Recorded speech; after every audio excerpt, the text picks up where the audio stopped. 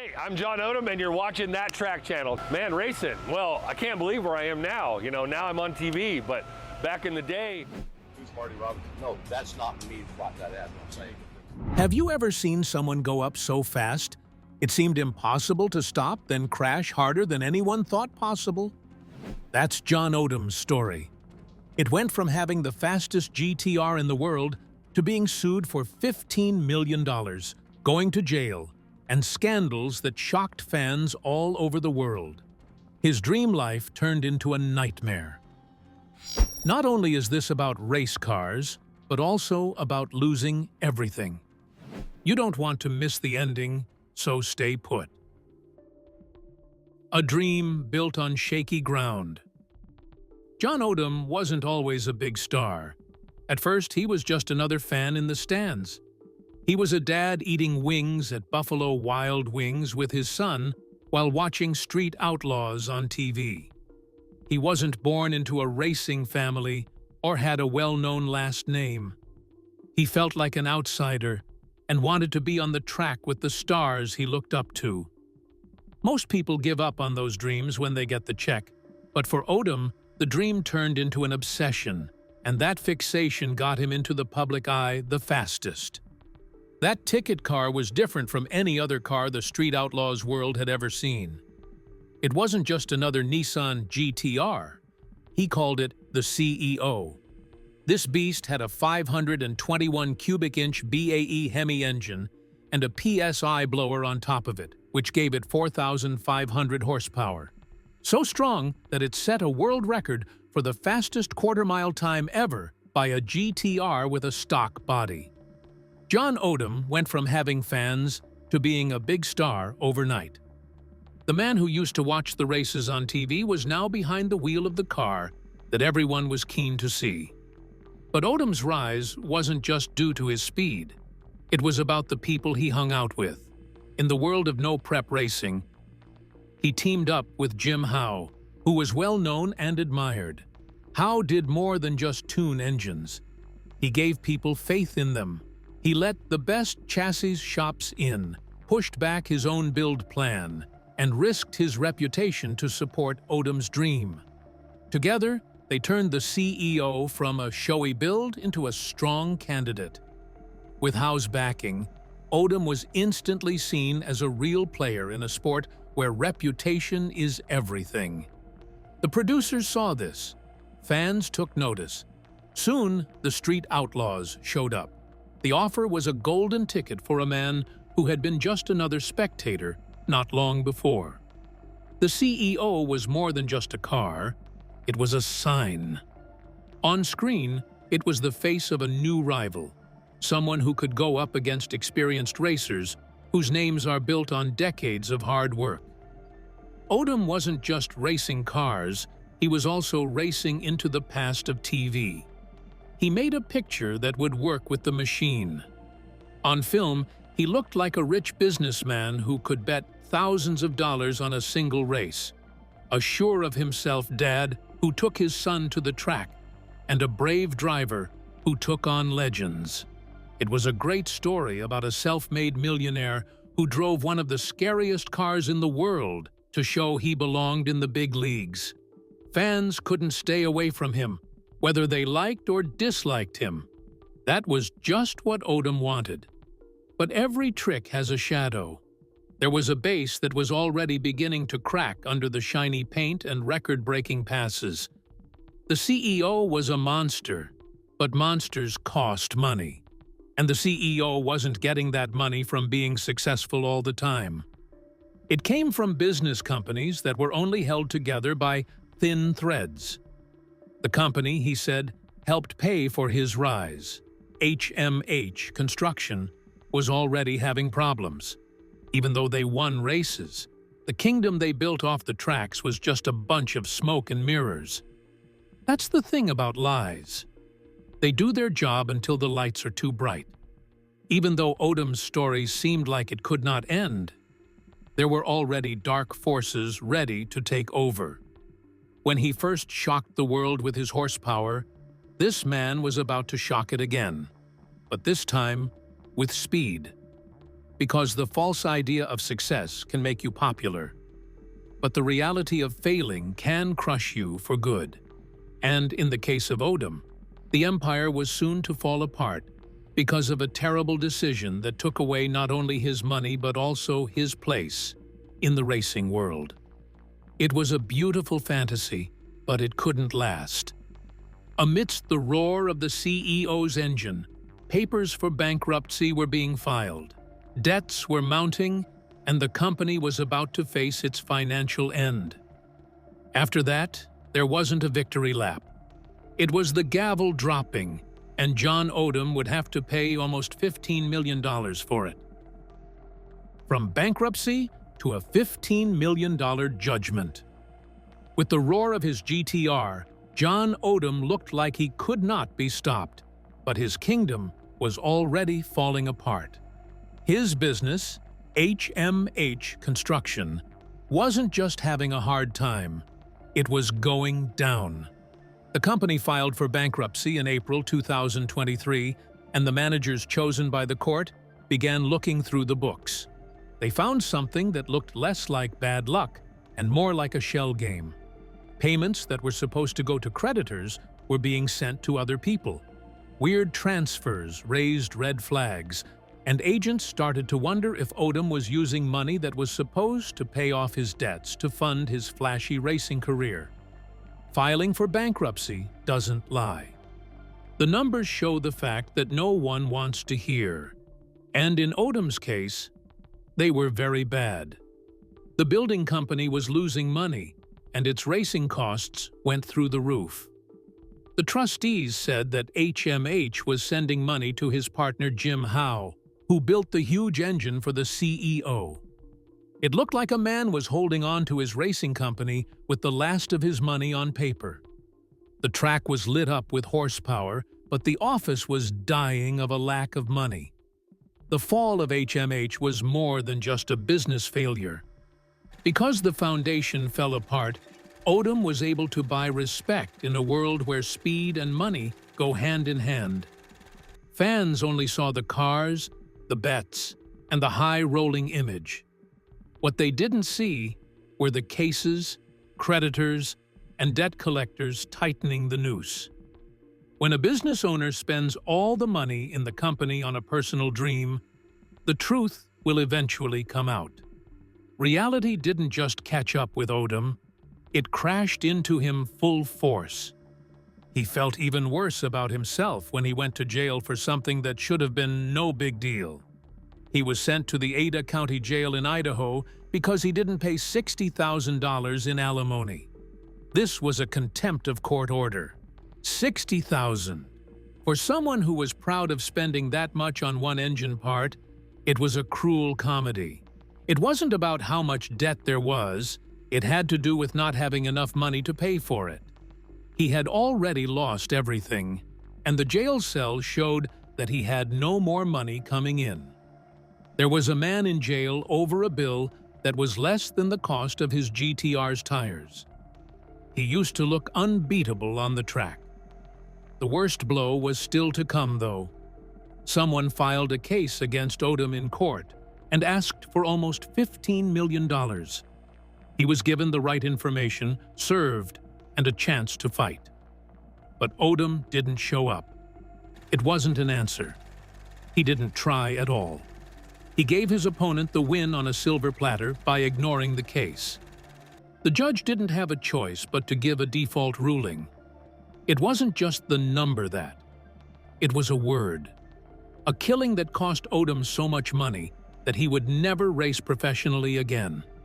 He couldn't get out of that hole with a backer, a partner, or a business idea. A loss of almost $15 million is not a failure. It's a wall too high to climb. People who used to be behind the wheel of the fastest GTR in the world were now stuck in so much debt that they had no chance of ever getting it back. The case wasn't just about money. It was a sign. The world knew John Odom's run was over, not because he lost a race, but because he lost everything that meant he could race. Fans saw speed and confidence, But what they really saw was weakness and fall. It wasn't about winning on the strip in his story. It had to do with losing everywhere else. And even though bankruptcy and debt may have ruined his earnings, something even worse was about to pull him down even more. Because Odom was at the center of a scandal a few months before that verdict, that cost more than money. It cost a man his life. If John Odom's job was ruined by money, the next part would ruin his reputation. The Las Vegas party that killed people wasn't about money. It was about deception, violence, and a terrible event that would make people never trust him again. The party that ended in death. The night was supposed to be a celebration of a win, not a sad ending. John Odom held a fancy Halloween party at the Resorts World Casino in Las Vegas in 2023 to show off his marketing deal and fame in the racing world. He meant for it to be a statement that he was still in charge, even though money was tight. But what happened in that hotel room turned out to be the worst part of his story. Christopher Tapp was one of the guests. His life had already been marked by both pain and healing. Tapp had been locked up for 20 years for a crime he didn't commit. Once DNA proof proved he wasn't guilty, he was set free and given an $11 million settlement to make up for the years he had been robbed. He put money into Odom's racing dream because he had extra money and a second chance at life. He became more than just a friend. He was Odom's financial support. But in Las Vegas that night, the party turned into chaos. Later, it was said that Dan Rodimer, a guest who used to be a professional wrestler and ran for office, got violent after a fight with Tapp. The fight got worse very quickly, and Tapp got hurt badly in the head. After several hours, he was taken to the hospital, but it was too late. He died from blunt force injuries, and police say he was killed. Tapp had been through the wrongdoing of being wrongfully convicted, so the ending was very sad for him. He got out of jail, but at a party put together by someone he trusted, he died. And the effects were terrible for Odom. Other people who were there said that after the fight, he didn't call for help, but instead told the guests not to call security or the cops. Later, when police questioned him, they said he told them a lie. He said Tapp slipped and fell on a pair of slippers, but police could not confirm this because the slippers were never found. From the complaint that Tapp's mother sent, it seemed like Odom only wanted to protect himself and not save lives. She felt like Odom had betrayed her son, who had already been through a lot because of a broken legal system. The accusations hurt Odom's reputation, turning him from a TV driver into someone who is linked with carelessness and lying. It was clear why someone would try to hide something like this. Tapp wasn't just a guest. He was Odom's main backer. CEOGTR, and the racing business it runs could not stay alive without Tapp's money. A murder investigation linked to his biggest backer put at risk not only his image, but also the last bit of money that was keeping his world going. It is said that Odom left his friend to protect his job, and that decision left a stain that could never be erased by any amount of power. It wasn't about business or racing anymore at the dangerous party. It was about what is right and wrong, loyalty, and how far one man would go to protect his kingdom of speed. Odom's future wasn't the only thing that was in doubt by the end of that night. His kindness was too. The criminal blueprint. John Odom didn't fall apart because of street outlaws. It started many years ago, long before cameras caught him winning a race. According to court papers, he had a history of crime that followed him around at all times. In Idaho in 2002, he admitted to making bad checks and stealing a lot of money. At the same time, he was being charged in Louisiana with misapplication of payment by a contractor, which is a type of fraud that showed he was ready to control money. There were big mistakes here. early signs of a man who got rich by lying and not on his own abilities. It was a harsh sentence. There are reports that Odom spent 7 years in jail for fraud-related crimes. He lost more than just his freedom when he went to prison. He became less able to move up in the business world after that. He couldn't run businesses under his own name after being convicted of a crime. That was more than a formal barrier for someone who wanted power, money, and fame. He was going to try to climb that wall for the rest of his life. Although Odom managed to get up it, as soon as he got back to Idaho, he didn't just leave. He instead went back to work in building, but not in public. Divorce papers say that he ran HMH construction in secret and used other people's names as a front to hide his part. Even though the papers didn't name him as the boss, he was really in charge of everything. It was a lie that looked like the truth. It functioned for some time. As the company grew, it got more contracts and more money came in. His success gave him the money to do what he really loved: racing. This secret company gave birth to the CEOGTR. Its huge power came from money that, according to bankruptcy trustees, should have been used to pay off debts.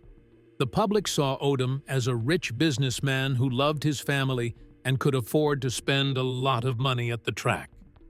This was never the whole truth. He put on a show to hide the dark parts of his life. Not just the crimes are what make this past important. The trend they show is what matters. It wasn't by chance that fraud, deception, and financial manipulation happened. He used them as a guide. There is a pattern to Odom's story. He builds something big, hides the truth, gets money, and then leaves chaos behind. His success in racing was just the most recent version of the same story. Fans saw him as a new voice with a fast car that set new records. Investigators and people close to him saw him making the same mistakes that got him locked up before. But Odom's life had more dark sides than just financial crimes and secret plans. Darker charges were waiting for him inside his own home. They would destroy his image as a family man and reveal him in a way that bankruptcy could never do. Secrets that shattered his mask. John Odom's downfall wasn't just due to cases and companies going bankrupt. It went further, into his own home's darkness. On TV, he played the part of a loving husband and father, but court records and testimony painted a much darker picture. Trashelle Odom, his ex-wife, said he raped her, made death threats, and abused her in a scary way over and over again. She said he had several affairs and paid escorts, living 2 lives while portraying himself as a family guy in public. Even more was found in her papers. She said that Odom couldn't freely run a business because he had been convicted of a felony, so he had to run HMH construction under someone else's name. She thought this wasn't just lying. It showed that his whole life, from business to racing, was based on lies. The same man who said he was self-made was said to be hiding in the shadows to avoid being caught for crimes he had committed in the past. The most cruel thing that might have happened was when Trashelle said that Corey Lewandowski, who used to be Donald Trump's campaign manager, sexually harassed her at a charity event in Las Vegas. It was a huge scandal across the country, but Odom is said to have taken her story and told it to the media without her approval. In public, he used her pain to make himself look like a caring husband, but behind closed doors, she accused him of being the kind of monster he spoke out against. There was so much hypocrisy. Soon, more claims came out. Young women came forward online and said Odom had also targeted them. One of them said that Odom offered her thousands of dollars a month for sex the day she turned 18. Someone else said this happened all the time and that Odom had been taking advantage of weak women for years. These stories, along with the testimony of his ex-wife, tore down the carefully polished public image he had made on TV. John Odom's empire is gone, his mask shattered forever. If this story gripped you, like, share, and subscribe.